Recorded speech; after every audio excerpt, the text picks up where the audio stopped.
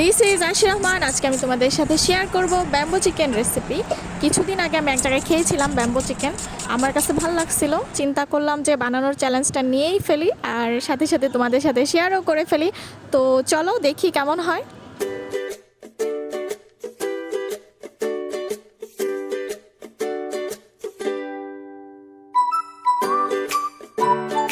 Bamboo চিকেনের জন্য বাটাবাটি চলছে। এটা হচ্ছে জিরা বাটা,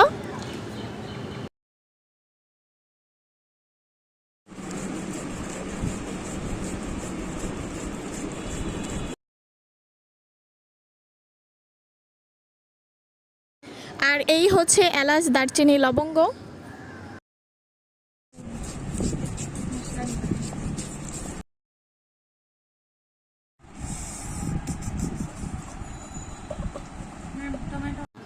এখন রসুন বাটা হবে।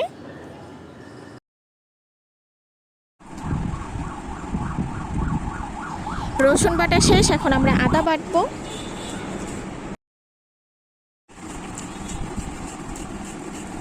আর এখন কাঁচামরিচ বাটা হবে। সব শেষে পেঁয়াজ বাটা। ব্যাম্বো চিকেনের জন্য যা যা বাটাবাটি কাটাকাটি লাগে সব কিছু আমাদের শেষ। ব্যাম্বো চিকেনের জন্য চিকেনগুলো ছোট ছোট টুকরো করে নিচ্ছি। হলুদের গুঁড়া, মরিচের গুঁড়া, ধনিয়া গুঁড়া, কাঁচামরিচ বাটা, জিরা বাটা, এলাচ দারচিনি বাটা, আদা, রসুন, লবণ, পেঁয়াজ, টমেটো আর হচ্ছে সব মশলা দিয়ে নিলাম। এখন আমি এটাকে খুব ভালো করে মশলার সাথে মিক্স করব।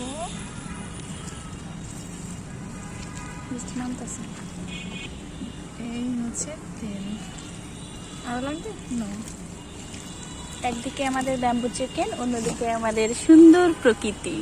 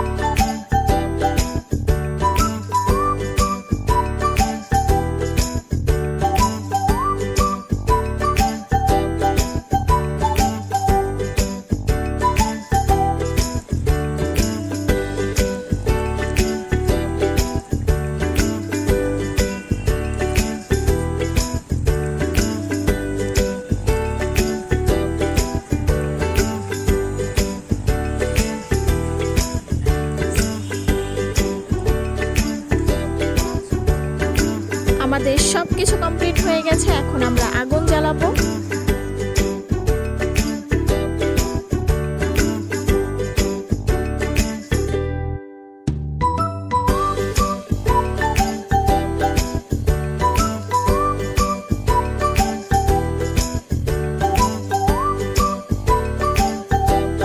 যাক, অনেক চেষ্টার পর আমরা আগুন জ্বালাইতে পারছি। এখন আমরা ব্যাম্বোটা আগুনের মধ্যে দিয়ে দিব আর ওয়েট করতে থাকবো ব্যাম্বো চিকেন হওয়া পর্যন্ত।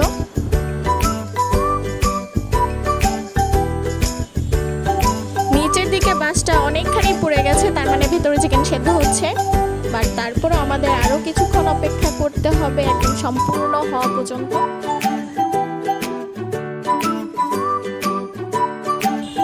আর এই যে আমার দুইটা হেল্পিং হ্যান্ড, ওরা আজকে অনেক কাজ করছে। খোলা আকাশের নিচে আমাদের ব্যাম্বো চিকেন হচ্ছে।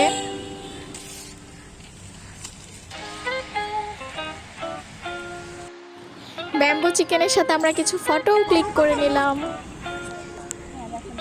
সন্ধ্যা হয়ে গেছে আর সেই সাথে আমাদের ব্যাম্বো চিকেনও অলমোস্ট হয়ে গেছে। আমাদের খাওয়ার জন্য ব্যাম্বো চিকেন রেডি। এখন আমরা খাওয়া স্টার্ট করব।